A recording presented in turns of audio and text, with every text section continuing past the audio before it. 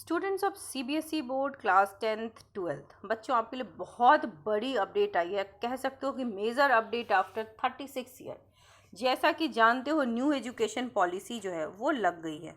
New education policy के लगते ही बहुत सारे चेंजेस आए हैं सीबीएसई में। सबसे पहला चेंज आपने देखा कि आपको सिलेबस मिल गया टाइम पे, करिकुलम मिल गया टाइम पे, बुक एडिट हो चुके हैं, रिवाइज हो चुके हैं। और आप सब जब बुक खरीदें तो आप एडिटेड वर्जन यानी कि नया जो आएगा वो ले, क्योंकि नया जो बुक है उसमें सारी चीज़ें अकॉर्डिंग टू द सिलेबस है। क्योंकि लास्ट टाइम जो कोविड के टाइम या कोविड के बाद भी जो चेंजेस थे, अब इस बार फिर से इस बार का जो सिलेबस है उसके अकॉर्डिंग आपकी बुक है। अब जो सबसे बड़ा चेंज आया, which is good for you people, कह सकते हो कि बहुत बड़ा, बहुत ही अच्छा चेंज है। अब जो कमिंग सेशन होगा ना, किसी ने सोचा नहीं रहा होगा कि बोर्ड में अब आपके दो एग्ज़ाम भी हो सकते हैं। स्टूडेंट के प्रेशर को रिलीज़ करने के लिए, ईज़ करने के लिए, क्योंकि एक बोर्ड होता है तो बच्चे बहुत ज़्यादा स्ट्रेस आउट हो जाते हैं। तो अब आपके लिए दो ऑप्शंस हो गए हैं कि नवंबर में भी बोर्ड होगा और मार्च में भी होगा। ठीक है, अब प्री बोर्ड का उतना चक्कर नहीं रहेगा, क्योंकि स्कूल्स क्या करती है ना, बैक टू बैक इतने प्री बोर्ड्स देती हैं कि जो स्टूडेंट्स होते हैं उनको रिवीजन का टाइम बहुत कम मिलता है। और ये मैंने खुद देखा है, जो मेरे स्टूडेंट्स होते हैं उनको भी मैं देखती हूँ।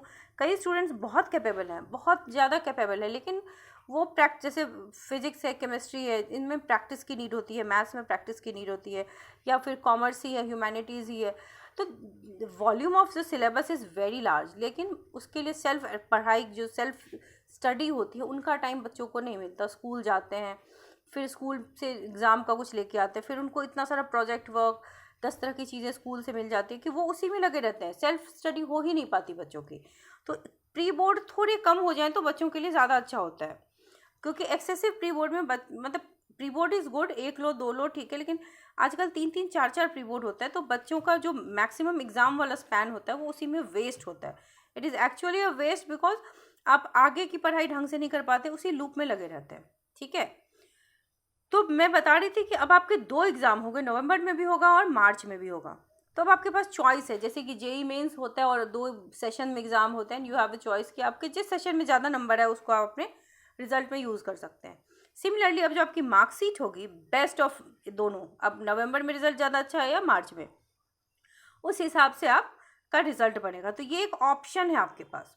तो हर चीज़ जो आता है ना, उसके साथ एवरीथिंग जो भी आपको मिलता है उसमें गुड्स एंड बैड्स होते हैं। तो इसमें पॉजिटिव चीज़ तो बहुत है कि देखो आपके पास ऑप्शन बढ़ गया।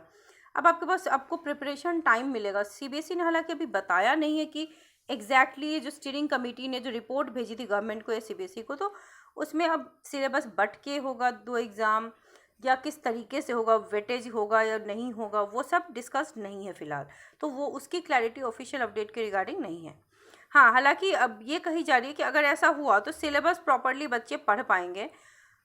और अगर हम बात करें स्ट्रेस की, तो पॉजिटिव पॉइंट ये है कि अकॉर्डिंग टू देम कि बच्चों का स्ट्रेस जो है वो बट जाएगा। एक ही एग्ज़ाम नहीं होगा, 2 अलग अलग एग्ज़ाम होंगे। तो अब इसका नुकसान ये है ना कि बच्चों को उस बात का भी स्ट्रेस हो जाता है कि 2 एग्ज़ाम है ना, नवंबर में भी है, तो नवंबर वाले को लोग थोड़ा लाइटली लेंगे, ईजिली ले लेंगे। ये इसका एक नेगेटिव पॉइंट हुआ कि हाँ चलो ठीक है, मेरे पास दूसरा ऑप्शन है।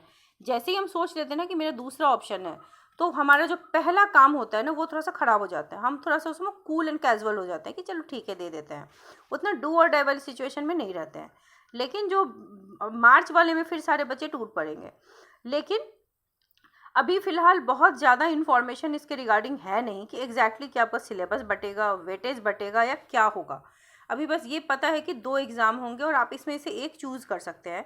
तो जो भी होगा देखा जाएगा, अच्छा ही होगा। इसको आप पॉजिटिवली लीजिए। नेगेटिव पॉइंट थोड़ा सा है, बट पॉजिटिव एस्पेक्ट्स इसके बहुत सारे हैं, बहुत ज़्यादा हैं। कि चलो आपके पास एक ऑप्शन है ना, मान लो बहुत से बच्चे होते, कोई बीमारी हो गया, ड्यू टू सर्टेन रीज़न उसका बोर्ड ख़राब हो गया, तो अब अगर आपके पास 2 ऑप्शन है तो ऐसे जो एक्चुअल में प्रॉब्लम है उसके लिए सोल्यूशन है। हाँ, अगर मान लो किसी ने नहीं पढ़ा है तो वो कोई जेन्युइन प्रॉब्लम नहीं है। अगर मान लो नवंबर में मान लो नहीं पढ़ा, नंबर नहीं आया, तो अवेकनिंग भी तो हो जाएगी आपकी, आपको सेल्फ अवेयरनेस आ जाएगा, अरे यार मैं तो फेल इस बार हो गया, अगली बार ना फेल हो जाऊँ। तो वो अवेयरनेस भी क्रिएट हो जाएगा। तो जो यहाँ नवंबर में ढंग से नहीं पढ़ पाए वो हो सकता है मार्च में पढ़ पाए। इससे पासिंग परसेंटेज अपने आप अप हो जाएगी। तो पॉजिटिव एस्पेक्ट्स बहुत सारे हैं।